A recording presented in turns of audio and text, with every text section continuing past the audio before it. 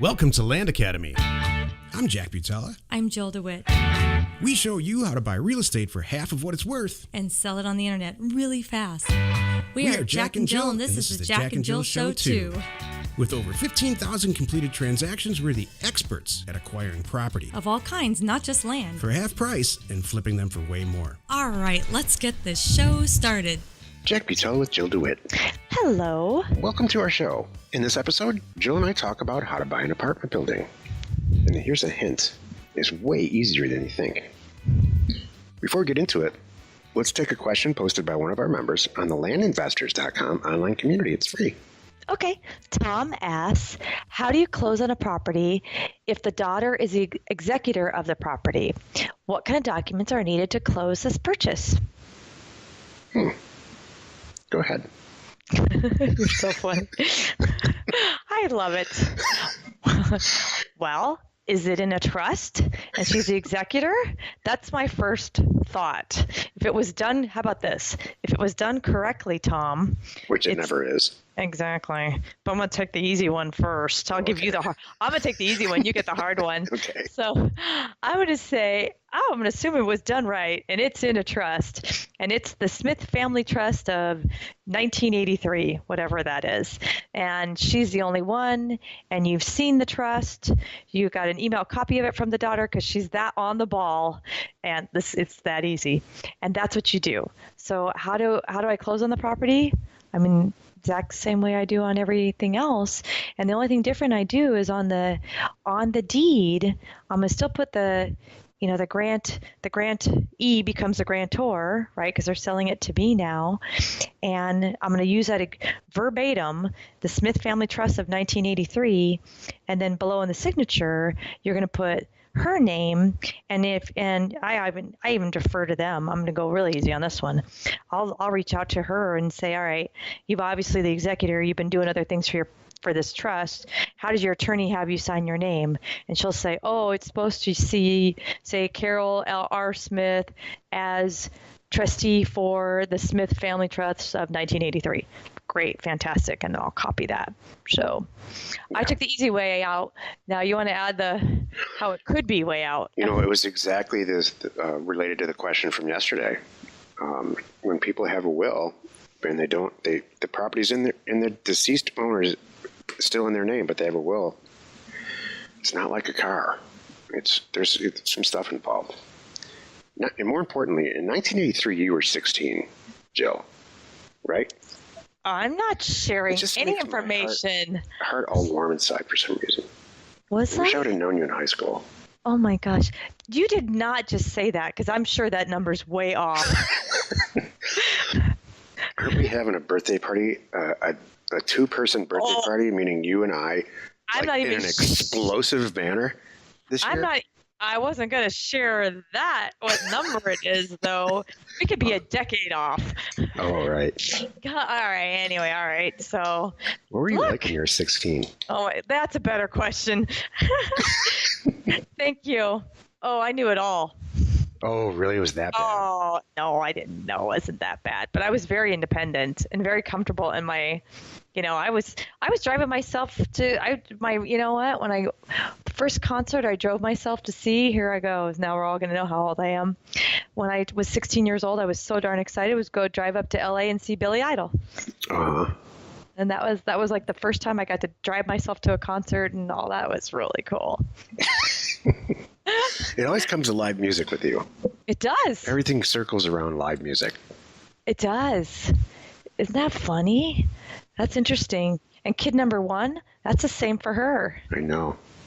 That's really interesting. We actually were kind of looking. I saved. Oh shoot! I got to find this for the book that I'm working on. I somewhere have a calendar from like 1990 something. I don't know what it was, and it was showed. I used to put in there every event I was going to and all the dates and everything, and it's phenomenal when I look back at that calendar going, holy cow, all the cool stuff I saw in that one year on this little calendar. But we were comparing those, and hers is very similar. It's funny. So back to real estate. No, I caused a problem here, the 1983 thing.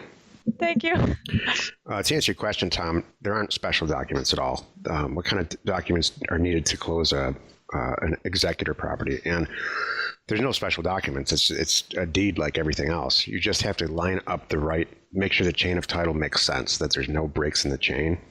And it can be daunting the first couple of times around. But again, that's what Land Academy is for. So if you're not getting the answers that you need on Success Plant or on in Land Investors somewhere, reach out to us and we'll help you with it. If you have a question or you want to be in the show, reach out to either one of us, like I said, on landinvestors.com. How do you buy an apartment building, Jill? Send the owner an offer. Ha! Nailed it. What, is there another way? Yeah. You can Wait, go, here's I the go wrong door way. to door. I go drive around. Here's the wrong way to buy an apartment building. Go on to loopnet.com and pick one out and buy it. No, that's not the right way to do it. Is that how you buy a house? You go onto the MLS and pick one out and buy it? No. You buy an apartment building the same way you buy a piece of land, the same way that you buy any other type of real estate. You send a bunch of offers out for a lower price than you think it's worth. But Jack, I don't have any money. How do I buy an apartment building? It turns out that in that very same database are guys that own apartment buildings. And some of them are real good at it. Way better than you if you're new. Way better than me, I'll tell you that. I'm the worst apartment building owner there ever was, which is why I don't own any anymore. Find those guys and tell them you have a smoking deal on an apartment building and you have no idea what you're doing, but you'd like to partner it with them. And more than half of them will drop what they're doing and try to do this deal if it's good.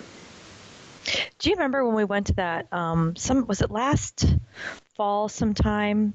I drugged you to that one of the first meetups I think I got you to go to, and this was the topic, and they had a panel of 4 guys that all do apartment buildings just a little bit different. Yeah. And I remember it was a good sized group. I want to say, I don't know, 75 people It was or a so. great meetup.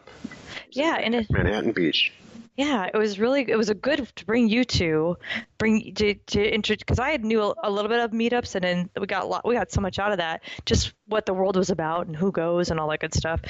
Anyway, at least in our niche. But what I thought was so interesting, because I remember you and I knew this, but the whole audience was so taken by surprise when these guys all conferred that, yeah, there's still some mom and pops out there, husband and wives, that own apartment buildings that they're paid for, and they've had them forever. And people went, yeah. What? I mean, they had no idea that it was like that. They think that everybody that owns an apartment building is a big corporation, and it's going to be a big process, and you have to go through all this stuff. And they also said, no, there's people out there that own them. You know, there's that one you and I looked at. Remember on the Strand? It was literally on the Strand of Manhattan Beach, which is there's a front house, and the back house is an apartment building. That's right. And it's the same elderly couple. They're just done with it now, you know. And it's not cheap, of course, but I mean, you know, they own it outright, and that's it. In the 40s, 50s, and 60s, it was very, very, and 70s, it was very common in Southern California for people to buy a piece of land and cut it in half, build their dream house on one end, and build a tiny 4-unit apartment building or even 1 or 2 units in a separate property to pay for the other one. Mm-hmm. And those are all still around. Jill and I live in one of those right now there. And, you know, it's a great thing to have income coming in from another building. And that almost entirely pays for the property. So we don't do that with the income. No, we just spread out. No, we occupy all the buildings ourselves. Yes, personally. we do.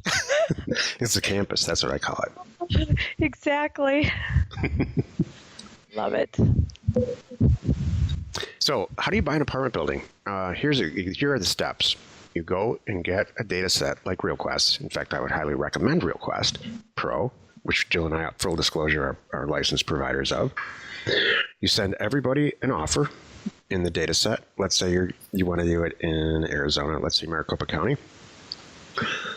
You make sure you price the offer on a per square foot basis or a per unit basis. You don't want to price it that the way you price land is very different. So you don't want to apply those concepts.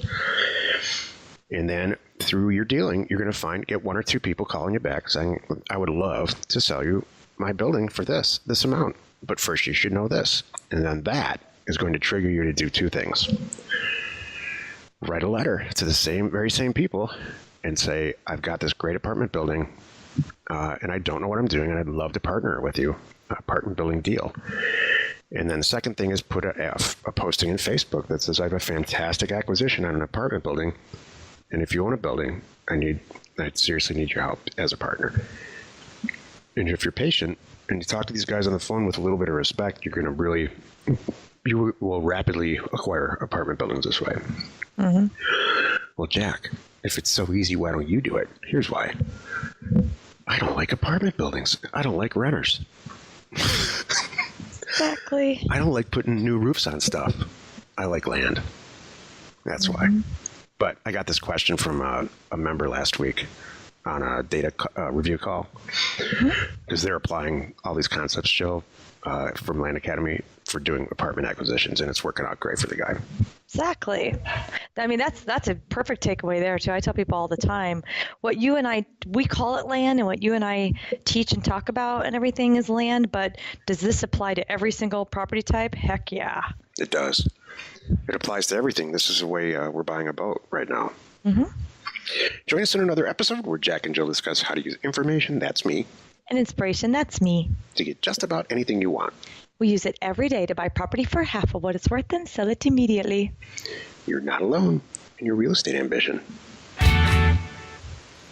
Who was it who was asking about this? Is this a brand new person, or is it someone's down the road now and thinking of different projects? I don't remember his name, but he was in one of the members that you and I.